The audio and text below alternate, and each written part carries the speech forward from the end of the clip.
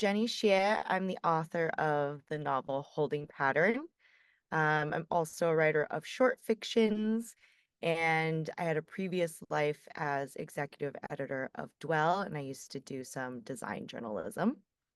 Holding Pattern is a book about a mother-daughter relationship, and the main character, Kathleen, is sort of hitting her Saturn return, meaning she's in her late 20s and everything is blowing up. She's breaking up with the partner that she thought she was going to be with, is dropping out of her academic career and move back home with her mom, with whom she has a very fraught relationship. And her mom is getting remarried to this Silicon Valley entrepreneur. And so it's set in the Bay in the height of tech. And Kathleen, in this bid to kind of find some grounding, starts professional cuddling. And through that act of an investigation of intimacy, she starts to rethink her relationships and starts to heal some of the fissures that she has between herself, her loved ones, and especially her mom. That was a really good blurb. Really Oh, impressed. I it comes out different every time. I'm sure. I'm sure. You would think that I had like a set blurb. I never do. Yeah. One of the hardest things I think about writing or like pitching things. Pitching is like such a monstrous experience. I often have no idea what a book is about before I read it. I just don't read back covers or anything because I don't know. It's more fun to like just jump in for me.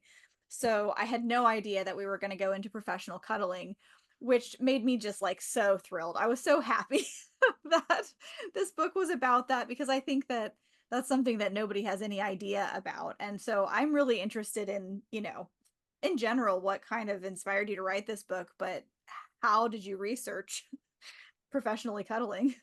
Yeah.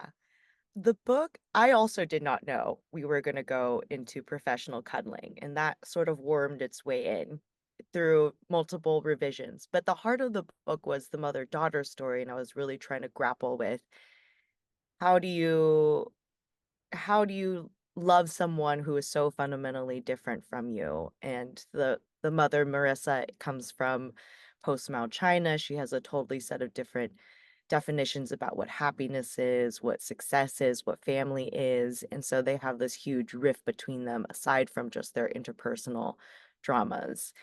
And professional cuddling just sort of like started to ripple outwards as a way for Kathleen, who's kind of struggling through all these like breakages and relationships of her life, to kind of like rethink what is connection, what is intimacy, and how does like physical touch become a bridge to someone or something that you don't know how to address verbally or intellectually. It's like much more fleshy and embodied. But I learned about professional cuddling when I was in my MFA program. I was at Hopkins. I was there for summer and I was looking for summer jobs and just trolling not trolling, patrolling the job board. I'm not an internet troll. And yeah, I saw an ad for professional cuddlers, and I was totally fascinated by this idea that you can hire platonic cuddling sort of as a form of care. And it didn't really go anywhere then, but it somehow must have been percolating in the back of my brain because I gave it to Kathleen as something to try. And I did kind of two types of research. So one was more academic because Kathleen in the book is also studying cognition and it's tied to touch. So she's coming at it from a very academic ivory tower lens. And then when she goes back home and lives with her mom and wants to be a little bit more connected, she starts professional cuddling with the body. And so I was reading a lot of, medical articles about like how touch is a fundamental biological need. Like it lowers your cortisol levels, your stress levels, which lowers your heart rate, helps with overall health and sleep, your immune system, all of that, which was very pronounced for all of us during the pandemic when we saw our physical health also deteriorate through lack of touch. Um, and then the other side of my research was actually cuddling. So I realized I really need to see what it's like just from a social perspective too, of what happens in a room when you invite a stranger into it and you embark on this very intimate journey with something that is usually only reserved for romantic partners or maybe best friends. We, in our culture, we tend to be very taboo about touch. Um, so yeah, I went into it and became a professional cuddler for a while. And the the world of professional cuddling IRL is very different from the startup that I made in the book.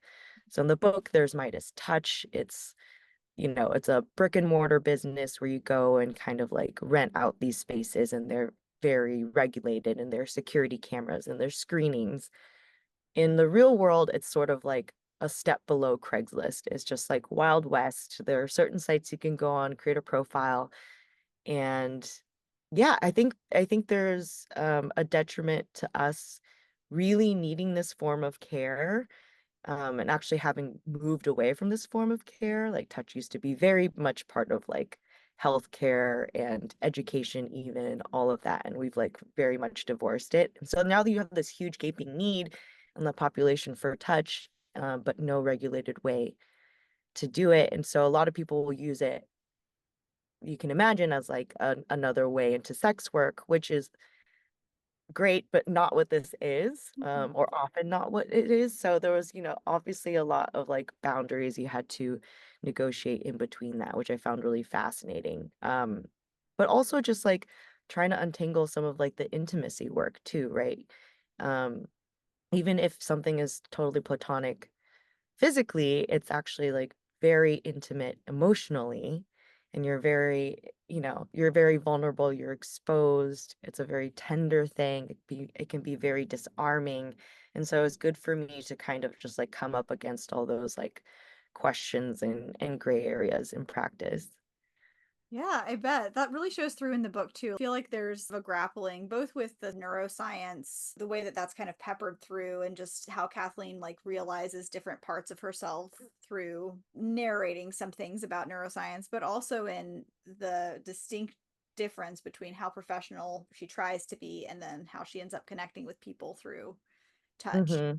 And Mm-hmm. even her friends have a lot of exposition around what is appropriate, what is inappropriate, and at what in what settings is it okay to be touching. Like when we're at a party, it's maybe Mm-hmm. okay, or dancing, but maybe not in this other situation when we're just talking about stuff. And I think that's really interesting to think about the intimacy and tenderness inside of that. I like that a lot. Yeah, there's so many minute rules about touch. There's some point, yeah, what parts of the body are like socially acceptable to touch based on how well you know the person, right? You can like touch someone's shoulders maybe, but like if there's hair on the shoulders, you can never touch their hair. Um, My hair is so sensitive. It really you can is. shake hands, but if you grip someone's forearm, like that's super weird. We Mhm. have all these like very, very guarded boundaries around touch and how we touch and when we touch and who we Yeah. touch. And especially between a mother and a daughter. I think just any mother and daughter. I mean, I'm sure that there are mothers and daughters out there, perhaps even who will listen to this, who have like open are very good at being touchy feely. But I think that in my experience, most mothers and daughters have a lot of tension around touch, Mhm. and like when the daughter is sort of separated from the mother, or the mother separated from the daughter, and how cold or close each person wants the other one to be. And it's really interesting because I feel like the wedding and like looking for dresses creates these spaces where touch is invited differently for these two Mhm. characters. I'm really interested in the way that the mother's wedding works through the book. Yeah. The wedding provided sort of like a pre-made structure in a way, right? So the book is kind of like following their preparations for the wedding in the couple months before it's going to happen. And so there are kind of like set stages where you can have some of their conflicts play out, like the opening scene where they're going dress shopping for the maid of honor dress, and yeah, the makeup trial and the cake tasting, and all of that is already fraught. Um, but it's also like a nice reversal of the mother-daughter role. And that's sort of how Kathleen has always felt growing up, right? Where she had to, clean up after her mother, who was struggling with depression and drinking too much. And so she's again stuck in this role of feeling like I thought I was going to be planning my wedding. Here I am supporting my mom in this engagement to this Silicon Valley um dude that she doesn't even know that well. And yeah, and I think it's a really fertile arena to just be thinking about bodies, and especially the way that women think about bodies, and especially the way that mothers and daughters think about each other's bodies, one coming literally out of the other, but you spend, so much of your adolescence like trying to deny it, or like, there's always some relationship about like this is the origin and here's how I'm going to sort of um rebel against it or relate to it. And yeah, it becomes a way for them to like look at each other without really looking at each other, right? Like looking in the mirror during the dress fittings, or seeing each other put on makeup, but they're not really looking at each other. There are ways to kind of like take in each other's bodies and comment on each other's bodies the way that Marissa does with Kathleen without really directly doing so. But what they're actually doing, right, is like unpacking sort of like the history of their relationship. And it becomes a way to really be talking about like, here's what you should be to me, and here's what you're not doing for me, or here's my expectations of you, and here's the way that you're not meeting that expectation. Mhm. Yeah, that makes a lot of sense. I really like that idea of like the parallel looking at each other, but not looking at each other. Because I do notice that very often, Kathleen will see her mother and, kind of say something that like follows their dynamic, but narrate that she understands like a deeper dimension of it, sort of based on like her perception of what her mother looks like, or how she's moving or something like that. And I find that to be really interesting. And I don't think that I've read a whole lot of that, where it's just like a daughter is like, as we're becoming aware that we're kind of judging our parents too harshly, and then but continuing to do it Yeah. as yeah. Yeah. Thank you for picking up on that. I think that was one of the central things I really wanted to illustrate about both Marissa and Kathleen, is that both of them love each other so much, and like that fierce love is what makes them be so awful to each other. It comes from this like urgency about wanting to be seen, and about wanting to be perceived as like I'm saying these things because I want what's best for you, but what's best for you, in my opinion, is going to be a product of how I've grown up and how I see things. And they've grown up in dramatically different places.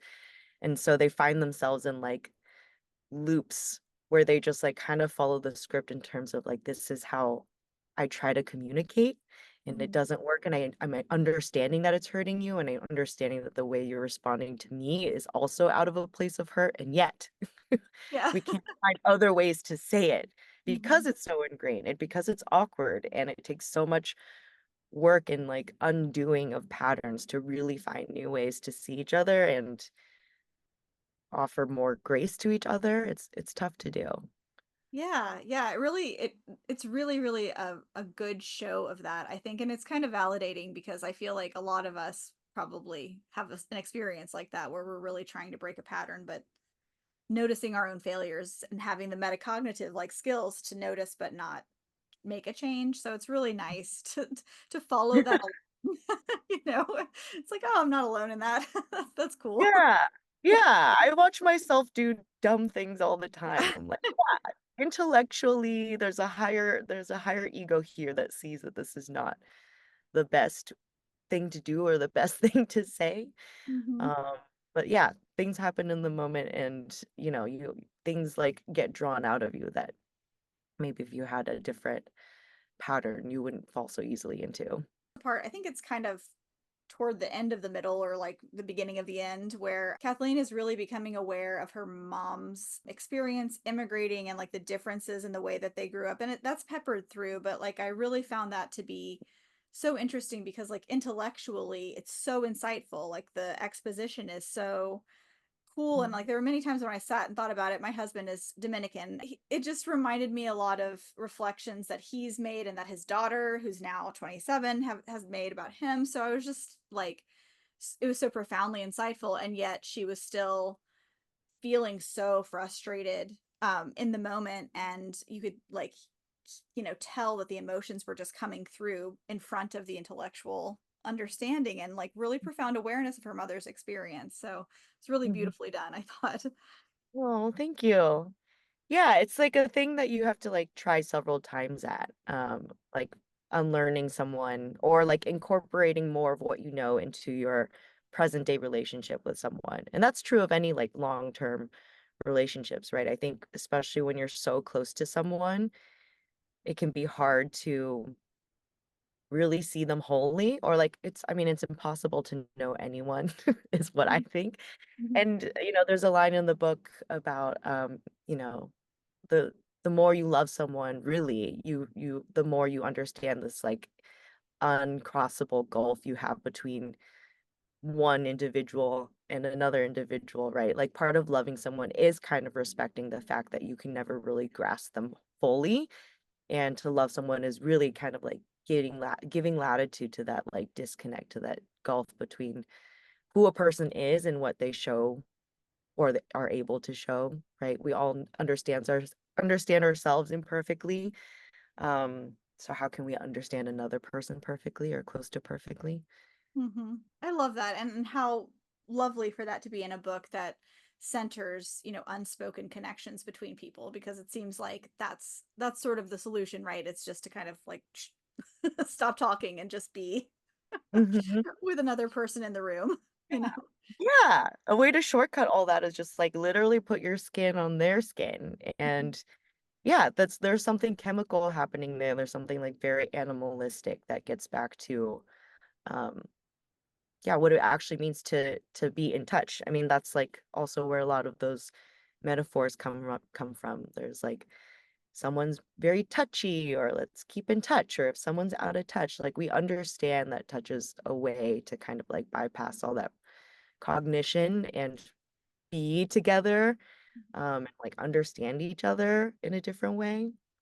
Yeah, yeah, I think that's so true and so awesome. As I was reading this book, I was really impressed. It's a really like inviting read. Like it's one of those books that I read it on an airplane, which like I, rarely read books on airplanes in general, but I was like, "Oh, I like this is like profoundly literary and also like very easy to read." And was really impressed just like with the voice and the writing style, and I just wondered if you had anything to say about that, like just your approach to how the I guess the tone of this book. Hmm. Yeah. I feel like that kind of come came innately. I mean, there's like a lot of like built-in um elements that bring levity, and maybe that's part of it, right? Like you have just sort of like the slapstick. I don't know, the slapstick actions of like planning a wedding, right? A lot of it is so like ritual and like so over the top and like so much presented with all these like frills, and you're dealing with a lot of makeup artists and cake. There's just a lot of like to do, which is like inherently funny. And then you have the then you have the like the clumsiness of like what is it like to, yeah, hold a stranger in this like very awkward kind of like mortifyingly intimate way. And then you have the friends who are trying to get this rat famous on Instagram and Rat. like and like, yeah, digging into sort of like the farcical nature of social influencers and what does it mean when pets come into that space. And yeah, so I think I gave myself an easy job of having fun things to play with. And I think that was a matter of kind of like balancing some of the more internal, sober, reflective moments where Kathleen is thinking about her relationships and her um path forward with her mom, and then some of these like more fun active moments where you're just kind of like dealing again with like the physicality of some of these things. Yeah, I like that. And I definitely want to talk about Milo, right? The rat.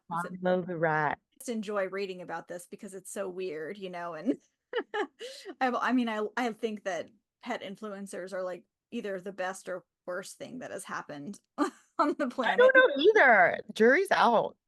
I right? yeah. Especially like the weird animal ones. Like I've been on like a possum Insta Ah, hole lately, and I'm just like, what is wrong with me? But it's addictive. Like they're it, amazing. I think I've seen like a beaver on TikTok. Yeah, He's that's like what. always building dams in the house, like with like household items. I'm now going to go look at that. That's probably amazing. um, but I was thinking about it and I was just like, it's so interesting that in this book where we're, reflecting on identity and like the way that our identity shifts and moves and the personas we have with different people, that the main um overt persona is is a is a rat. um, so I'm interested in that for sure. Yeah. I mean I started writing this book in earnest in 2015, 2016. Mhm. So that was sort of like just when like influencers started entering the the language and like how we understood social media. So the book kind of like grew out alongside that phenomenon. So now we're so familiar with the trope of influencer, right? But when I was writing it, it was like still kind of like unexplored territory. Mhm. And I think I was just like, yeah, what is like the weirdest manifestation of this in this like already really weird beginning stages of like us learning to commodify our persona, like building a brand, like creating this like very curated, um, like hygienic version of ourselves online and then like making money off of that and profiting from that. Yeah, it's just totally bizarre. But yeah, I don't know. I really wanted to put a rat in there. I weirdly spent a lot of time with rats in college. I um, I lived in a co-op that's sort of the co-op that Dolly's is based off of in the book. And so it was like a student cooperative and it was like 126 people, um, 18-year-olds like fending for ourselves. But the one of the policies, because it was sort of connected to the university, was that you couldn't have any warm-blooded animals as pets. And for some reason, everyone just got rats because they were easy to keep under the radar. And yeah, I was really taken by them. I was like, this is like an animal that's like usually very demonized or seen as dirty, but they're really smart. They have individual personalities. Um, it's kind of like it's kind of heartbreaking that they only live for a couple years, right? They're like they're a little familiar. So I really wanted to justice for rats, like have them the face of this like weird new culture. Like, okay, if we're gonna like beautify anything, like can we beautify the rat for this purpose too? And sort of like have fun with that tool. I love that. And I really love the like pet influencer convention thing. Like those scenes are so fun and weird, and I like, is that real? Did you make that up? I'm so interested. I don't know that I ever want to go, but I kind of want to go to something like that someday. I think it does exist in Mhm. some way. I haven't gone to one myself, but I was watching a lot of YouTube videos of pet conventions, specifically grooming contests, where, yeah, people will bring in their dogs and like it's truly an art. Like it's really amazing what they do. Like some of them will be in just like really sculpted hairdos, dyed, all of that, like dyed to look like zebras, sculpted to look like camels. It's really bizarre again. And Yeah. clearly I gravitate towards the bizarre. Mhm. Um, but yeah, I had a lot of fun writing those convention scenes too. Like I I love the idea of bringing a bunch of people who are like absolute nerds about a certain type of thing. And the convention is just like a really fun venue for that because you can have different exhibitors and like bring in a bunch of different characters. Mhm. Yeah, it's they're really fun, and how weird. My animals are so poorly behaved, they would never survive in a Oh yeah, place. same here. That they would not do well. Um, so, and I know that I just have been asking you random questions. I'm really like, I never follow my own rules, but like, I think one of the questions that I sent you is like, in your words, why should people read this book or who should read it? Hmm. And some people don't like to answer that. It's okay either way, but if you want to, I think it's an interesting one. That question. Wait, I'm sorry. Can you repeat the first question? So why should people read your book or who should read it? Yeah, I think if you're interested in intimacy and connection, or have felt sort of a distance between wanting to connect with people the way you want to in any way, then this is a fun exploration of how that can manifest. And I do think that touch is an underexplored topic, and there's like an intelligence and wisdom in our bodies that we tend to sort of ignore and um, under platform. And so um, I think there's comfort to find that reflected in the page of someone navigating that sense of like, what is this disconnect? How do I really reach out to the people I love the most? Why is it so easy to love the people or to hurt the people that I love the most? And how do I start to bridge that divide? And then one step further, how do I start to do that through touch, and not just touching others, but like being in touch with yourself, and like giving more giving more weight to how you're feeling just on like a gut level. How do you know yourself? Another manifestation of like touch, and the knowledge of touch in this like deep way that we know the world through our bodies, that is different from the way that we know the world intellectually.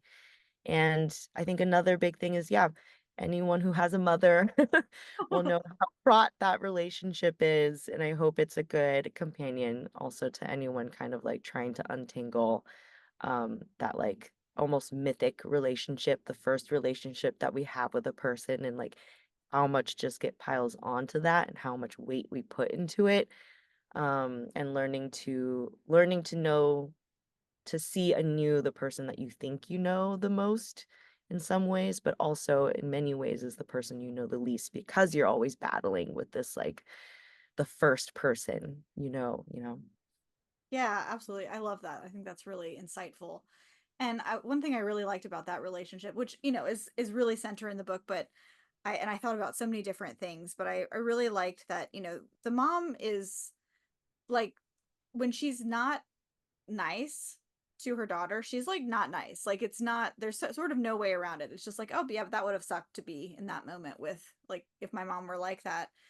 And Hmm. then you can see that, Kathleen finds, even if she doesn't show it, some way of seeing that with compassion very often. And I feel like Mm. there's a permission in that where it's like, oh, okay, yeah, I could have a compassionate perspective like Kathleen. Like she's kind of got like, and she makes like mistakes. Like I really like her because she kind of puts her foot in her mouth sometimes and blurts stuff out. So she's not like, you know, perfect, which makes her really easy to relate to. It's like, oh yeah, like I totally like screw up a lot and also then maybe I can be nicer to my mom or something like that.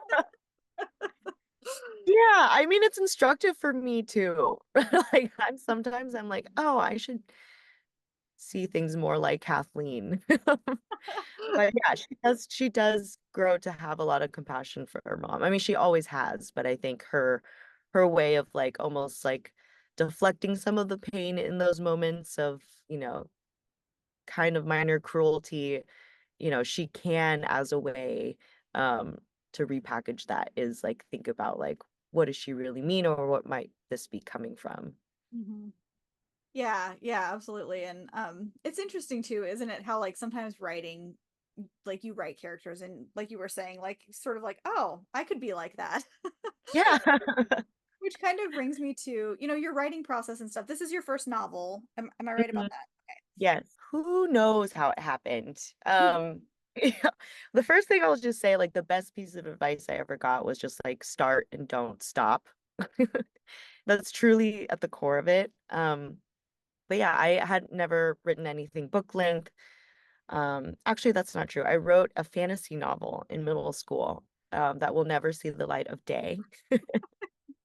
Yeah. Um, and yeah, I mean, I lost it. It's on an old family computer and I don't know how to retrieve it. But yeah, besides that, didn't have any experience writing, yeah, something novel length and like that kind of the scaffolding you need to really hold that up is so different. And so I actually first approached the book as a collection of standalone stories or interconnected stories. Um, and there are a couple chapters in the book that are a little bit more self-contained, and those actually were those chapters or those interconnected standalone stories. And then I decided I like really needed to break it open because I was dealing with the same characters and like didn't want to keep like having to explain their history. I needed a little bit more like momentum forward. And so once I knew that, I kind of had a path forward. But I'm a very slow writer. I don't tend to outline. I might sketch like a couple sentences about like what might happen in the next couple scenes, but I don't really have an endpoint to go to. And I found that whenever I do have an endpoint, I like deviate from it because like the things that happen really happen in scene, right? Like I sometimes think of my characters as like wind up toys and I just like wind them up and I get them going and then like bump together in unexpected ways and like anything interesting that comes out of that is what I follow. So the drafting process for this was like totally exploratory. A lot of it was intuitive, a lot of it was wrong, a lot of it ended up on the cutting room floor, but I appreciated having the time and space to really like throw everything at the wall. And yeah, and I drafted alone for a really long time and then I um found my agent, Sarah Bolin, who's amazing. And she helped me with the editing process a lot. And I just really trusted her editorial eye. And that's when we really started like tightening the threads and thinking about, okay, what do we really want to talk about? Which is, you know, the mother-daughter relationship, the theme of touch and connection, and how do we bring those closer together through, and then how do we bring in this third factor, which is Phil, her cuddle client, who kind of like blurs the lines between those two. And then we felt like we were ready and shopped it around. And then, yeah, the Yeah. rest is history. I mean, the rest is many years of editing and getting the book ready to come out. But yeah, that was sort of the process. That's But awesome. mhm. Yeah, it's so interesting how it all happens, right? And it's so nice to hear about an agent that works so closely with you. I've heard all kinds of different stories here. So, Yeah, I it, was looking for specifically for someone who, you know, had a strong editorial hand because I think I need that in the beginning stages. I need a lot of like hand holding to be like, is this good? Please tell me there's something here. I used to have like an insider perspective, but that's still not your head, which is like at the point that I started working with Sarah, like several years of just like me talking to myself and me talking to the characters. And like here comes someone who's like so invested in these characters and the material and themes, right? She also worked alongside for many years before we like went out. So she understands it from the inside out, but is, you know, a great person to kind of like talk through ideas with. oh, nice. That's awesome. Are you working on anything else right now? Like, do you have another book in progress? Yeah, I do have another book in progress. It's very different. It's a work of speculative fiction. And the general premise is about a model family that lives in a model home. So when I was growing up, for some reason, I went to a lot of model homes, which are yeah, just staged homes that uh, like real estate developers will have. And so kind of like Arrested Development, where I grew up, there were a lot of tract homes. So we would go into like Model A, Model B, Model C. Um, and I was always really fascinated by the way they were staged and like felt a type of way about the way they were staged. I was like, oh, is this what a house is supposed to look like? Is Mhm. this how people are supposed to live? It looked very different from our house. And the rooms would be staged to kind of like give an intimation of like who they were. Like the little boys' room would have like NASCAR posters or something, and like the girls' room would have like ballerina stuff. So I kind of wanted to write a story about like who is the model family that lives in the home. And I That's won't. fun. won't say anything more. Yeah. But yeah, it's slow going, but yeah, it's nice to be working on something kind of like completely different. Yeah, I bet. And that's really interesting. I always think about that too, because I work with a production company, we make plays, so we like and Mm, so we're, we build people's spaces, kind of yeah, trying to do the opposite of what I've experienced in model homes, which I feel is like right. really disconnected from Yeah, experience I can know about or relate to. I don't know who like has nothing in their house unless you live in an Airbnb that doesn't belong right. to you. And but then when we're building sets, we're always trying to make it look real. Right. Which is fascinating, right? Yeah. I can imagine you're like, okay, what is like the right amount of clutter? How Yeah. does this person live? Are there like leftover napkins on the counter or something? Yeah, it makes you really pay attention to your house and other people's houses. I Mhm. think this is a thing or anything, but everybody that I've talked to most people have enjoyed the idea of Mhm. casting their book as a movie. Is that something that one, is that happening? Two, if it's not happening in an imaginative way, like who would you cast for the characters? It's something I would love to happen. And there have been some conversations, but yeah, it's hard to navigate, as I'm sure you know. And I don't know anything about that world too, so it's definitely a learning process, but it's definitely a fun thought experiment. Mhm. I don't know if I have like specific casting wishes, but I will say that I really love Greta Lee. Mhm, mhm, I saw Past Lives and like that would be a dream. It'd be really wonderful to work with her. mhm, Um, and I also recently saw Dee Dee. mhm. Not sure if you're familiar, but it's a book. I mean, sorry, it's a movie about a boy who's kind of growing up in the Bay. He's like 13.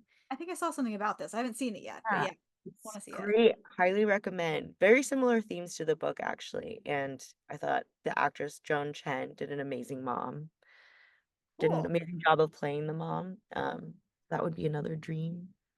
I'm a speech pathologist and that's like my day job. So I spend a lot of time working with people in cognitive rehabilitation. And it's really nice to hear some of these concepts shown in story about, like touch and the way that we connect our, awareness of our body with our awareness of each other, because it's just not something that most people have any idea is part of our lives. So I like want it to be on the screen because I want more and more people to think about that and self-reflect. So I hope. Yeah.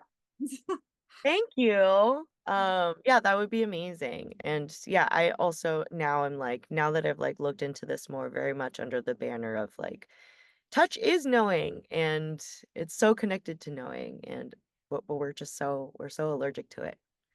Yeah, yeah. And so it's so easy for us to invade our body experience with our thought experience, and just like we put the wrong awareness on top of it sometimes. I think it's a really interesting thing. I think learning about what like neurological or cognitive attention actually is and what awareness is a really fascinating thing. But yeah, so okay, and I'm so proud. I feel like we're doing so good on time, and I'm usually so bad about this.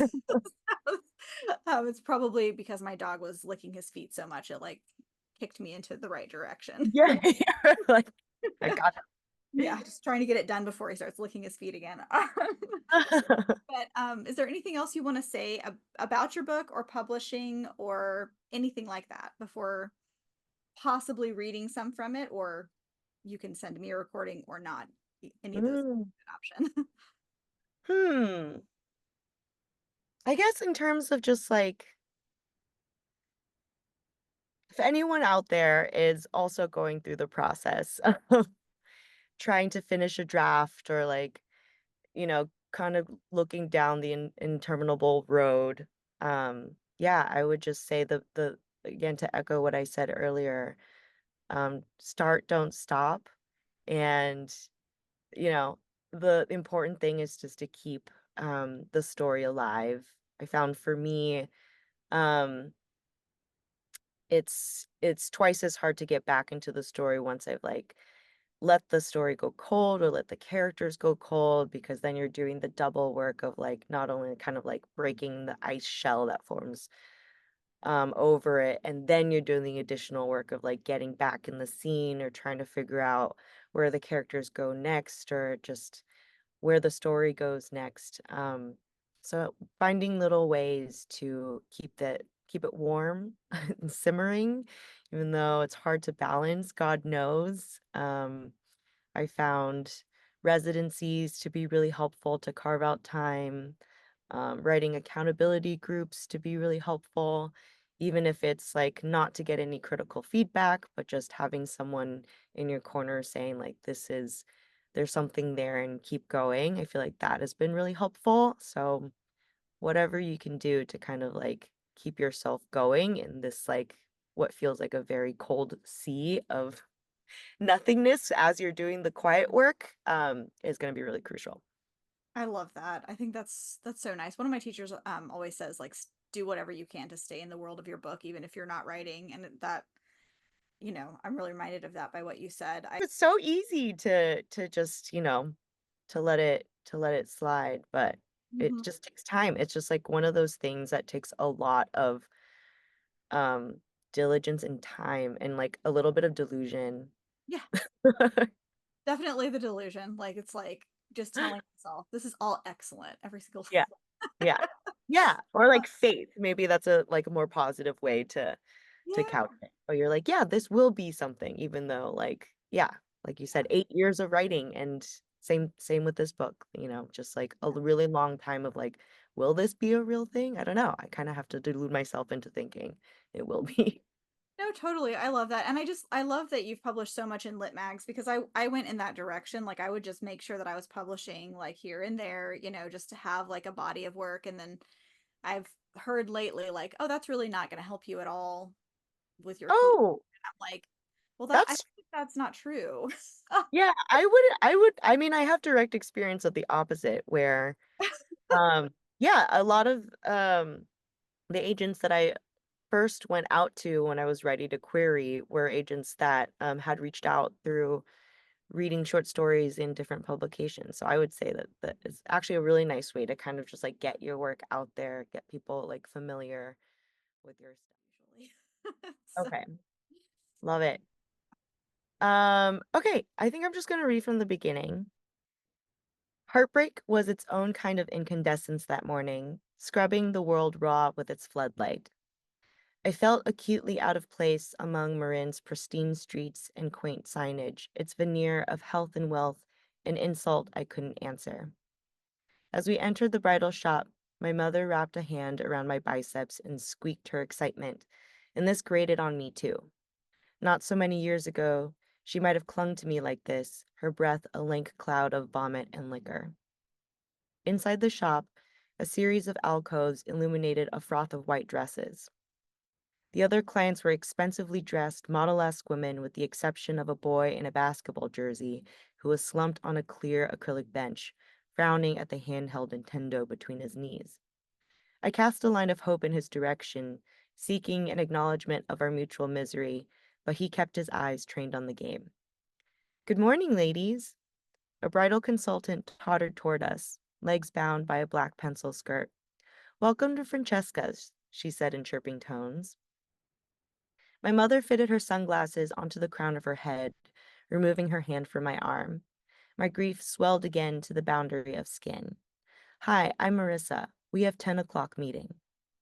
Her halting English, which I'd grown accustomed to, newly rankled in the marmoreal perfection of the shop. This my daughter, Kathleen. Today she find the dress for wedding. The consultant, who introduced herself as Greta, pumped my hand. So exciting! Congratulations on the engagement, Kathleen. Actually, she's the one getting married. I'm her maid of honor, I said. Greta's smile froze. Oh, that's wonderful. Why don't you girls come back with me? As we followed her, my mother whispered in Mandarin, Let's have fun. Don't worry about how much it is. This excursion and the Big Sur wedding that was 3 months away was being financed by her fiancé. Brian Lynn owned a software company called Wayfinder that, as far as I could understand it, leveraged personal data and real-time location to herd people into buying lattes or visiting the zoo. When they had started dating a little more than 2 years ago, my mother had said, "I'm going to love him," in the same tone she might have used for, "I'll finally be able to redo the kitchen." Money had always been elusive for us. We were diligent with our frugality, elevating it to a kind of morality, especially after my parents' divorce. Birthday parties I attended caused agonizing negotiations over the spending limit, and inevitable shame when the kid unwrapped a mountain of presents more titillating than mine. Trips to the movies were tolerated only if we strung together 3 back-to-back screenings.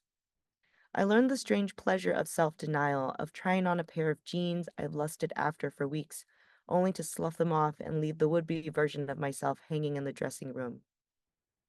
In that way, everything in my adolescence was calculated against assimilation, every precious dollar diverted from the frivolity of fitting in, bringing us closer to the middle class. At the grocery store, my mother paused in each aisle as she sifted through the stack of coupons she had dutifully harvested from the mail. Often, by a trick of sales and double coupons, the store owed her cash at the register. It had seemed like a triumph, however measly, over the system. Now we entered a cavern of dresses arranged by color, the fabrics a rustling hedge of satin and silk. I had never liked frills, to my mother's frustration. Warmth crept up my cheeks. I felt as though I were choosing lingerie in front of an audience. My bridemaid wearing pink, purple, my mother told Greta. She tapped her phone, enlarged the Pinterest image. Brian must have shown her how to use the app, and held the screen aloft. I think long dress. My daughter like a size 6. 10, I amended. So pretty, said Greta, nodding at the screen. Any preference in neckline? Not strapless, I said, my words colliding with my mother's. No straps. Greta laughed, exposing a long incisor. Opinionated women. Okay, let me just grab a couple of dresses that I think you'll adore, and I'll meet you in the dressing room. The private room had a trifold mirror at one end and a padded bench at the other. My mother set down her bag and began walking heel toe, toward her reflection, her body contoured by performance wear. I'd only been back in California for a week, and I was still adjusting to the new Marissa Chang. This woman was happier than the one I'd grown up with, more robust. This woman was empowered and had means, or at least should be marrying her means atop a seaside bluff come August. With her new fiancé, she sailed under the Golden Gate Bridge, hiked, climbed sandstone boulders, ran loops in the Oakland Hills. All things unimaginable for the Marissa I knew, who had spent her spare hours cleaning the house and watching television, a bottle of wine beside her. But now, as she described her recent outings with Brian, my gaze grew slack and her face separated into 2 overlapping orbs. Then I studied the unfamiliar features. It wasn't that the nose had grown or the lips had migrated. It was that I was seeing her from the perspective of a stranger, as if for the first time. There were, of course, real physical changes.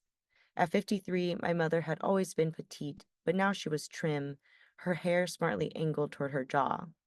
Her recent weight loss had revealed the delicate planes of her face, like petals flaking away from her shrouded bed. She had traded her mom capris and department store blouses for athletic gear. In her spandex pants and fleece hat zips, she looked sporty and self-possessed, the type of woman who might race up a switchback with a mantra pulsing in her chest. If it doesn't challenge you, it doesn't change you. I missed the old Marissa. At least she would have provided a dreary comfort.